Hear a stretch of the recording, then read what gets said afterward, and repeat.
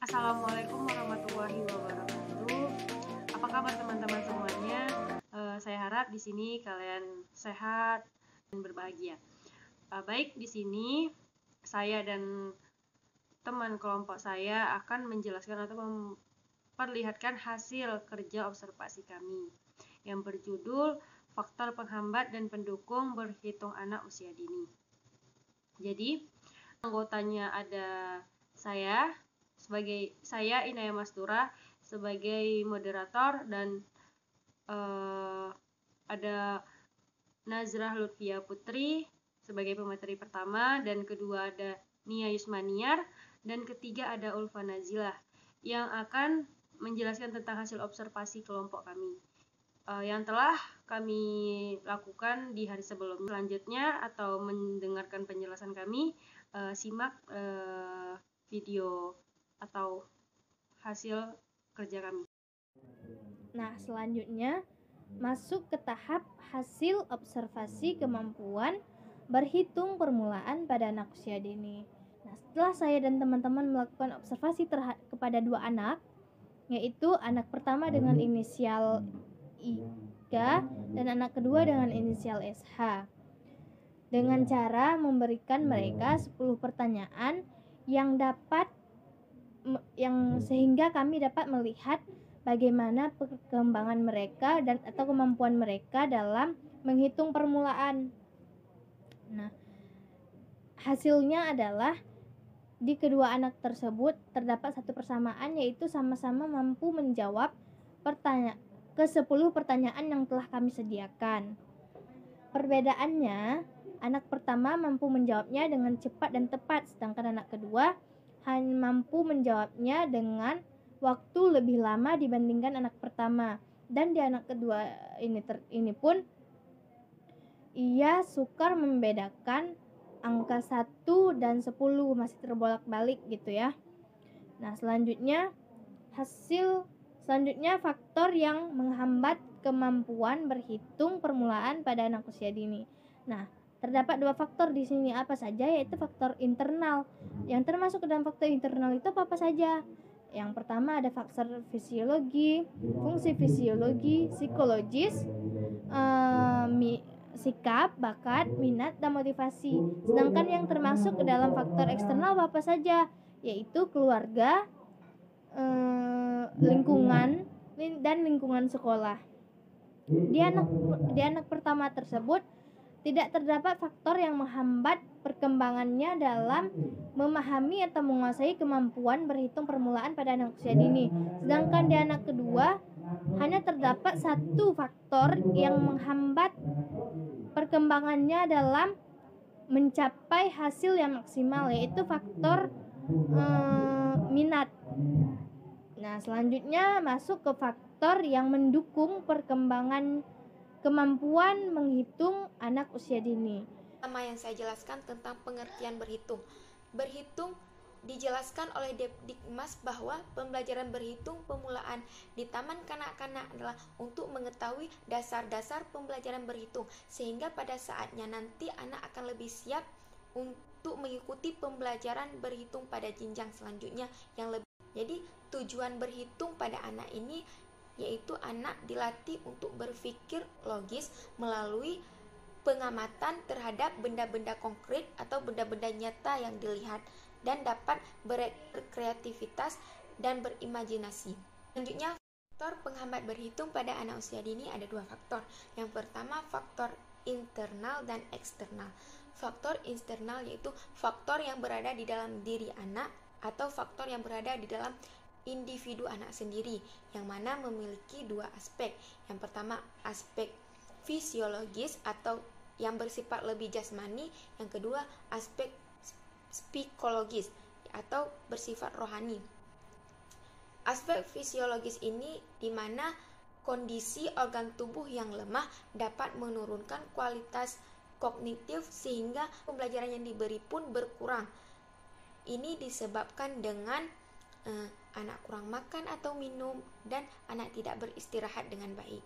Yang kedua, aspek psikologis atau rohani. Tingkat kecerdasan atau inteligensi pada anak sikap pada anak, bakat anak, minat anak, dan motivasi yang didapatkan oleh anak. Faktor yang kedua yaitu faktor eksternal. Faktor eksternal di sini yaitu faktor yang berada di luar tubuh anak atau faktor yang berada di luar individu anak, di mana faktor ini di antaranya ada 3. Yang pertama lingkungan keluarga, yang kedua lingkungan sekolah, dan yang ketiga lingkungan masyarakat. Jadi di lingkungan keluarga ini ada beberapa di antaranya. Yang selanjutnya suasana rumah. Suasana rumah yang diciptakan berisik, tidak bahagia, tidak membuat anak nyaman merupakan faktor yang mempengaruhi belajar atau faktor yang mempengaruhi penghambat berhitung pada anak. Yang selanjutnya keadaan ekonomi.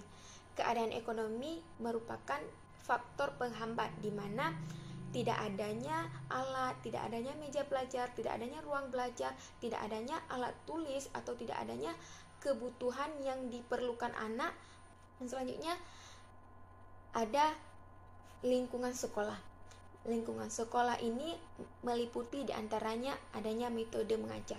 Metode mengajar yang diberikan guru sangat berpengaruh kepada anak. Misalnya, guru tidak tahu materi atau tidak mengetahui materi pembelajaran yang akan diberikan oleh anak. Misalnya kita belajar tentang tahapan-tahapan pada anak berhitung, bagaimana cara tahapan anak berhitung, mengenal angka pada anak, guru tidak tahu atau tidak mengetahui materi berhitung pada anak. Ini termasuk faktor penghambat berhitung pada anak. Selanjutnya relasi guru. Jadi yang dimaksud dengan relasi guru yaitu interaksi antara guru dan anak ini kurang. Maka oleh karena itu salah satu penghambatnya yaitu kurangnya komunikasi antara guru dan anak, kurangnya interaksi antara guru dan anak. Selanjutnya ada lingkungan masyarakat. Lingkungan masyarakat merupakan faktor penghambat berhitung pada anak, di mana pada saat anak di rumah atau pada saat anak berada di lingkungan masyarakat, anak berteman dengan teman yang nakal, anak mengikuti perilaku atau teman-temannya yang tidak baik. Maka di sini merupakan faktor penghambat utama. Nah, sekarang saya akan menjelaskan tentang faktor pendukung berhitung bagi anak usia dini. Ada beberapa faktor. Yang pertama yaitu menggunakan metode pembelajaran secara bervariasi. Nah, maksud menggunakan metode pembelajaran secara bervariasi yaitu misalnya kita hari ini memakai metode bermain. Nah, di hari selanjutnya kita pakai metode bercerita, ataupun di hari selanjutnya kita pakai metode bernyanyi. Nah, itu terserah kita. Nah, yang kedua yaitu menciptakan suasana yang kreatif dan indusif. Nah, ketika kita memberikan pelajaran kepada anak-anak, kita akan menciptakan suasana yang menarik bagi anak-anak supaya mereka tidak bosan. Nah, yang ketiga yaitu pemberian reward, baik itu kita beri bintang ataupun dengan reward yang lain. Nah, yang keempat yaitu media yang digunakan dapat menstimulasi aspek perkembangan anak yang optimal. Nah, yang kelima yaitu permainan dan alat permainan yang disediakan tidak harus selalu yang baru. Lingkungan sekitar dapat dijadikan sebagai media atau alat permainan. Nah, ini maksud di sini itu kita bisa memakai alat-alat yang ada di lingkungan sekitar. Misalnya contohnya dalam bentuk APE. Nah, contohnya kayak bermain bagi anak usia dini. Contohnya bermain bagi anak usia dini yaitu permainan pohon hitung. Nah, itu salah satu contoh faktor pendukung bagi anak usia.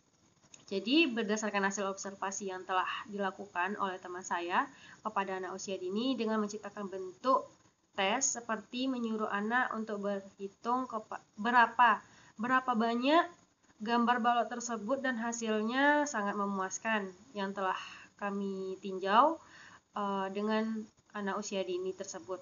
Hanya saja ada sebagian anak yang masih belum, misalnya tidak ada keinginan anak tersebut untuk melakukan atau mengerjakan aktivitas seperti itu. Atau mungkin anak tidak mengulang kembali setelah ia pulang sekolah.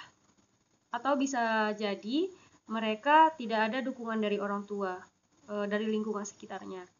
Baik, terima kasih kepada teman-teman semua. Inilah hasil dari kerja kelompok kami. Apabila ada kata yang salah, kami mohon maaf. Kami ucapkan Assalamualaikum warahmatullahi wabarakatuh.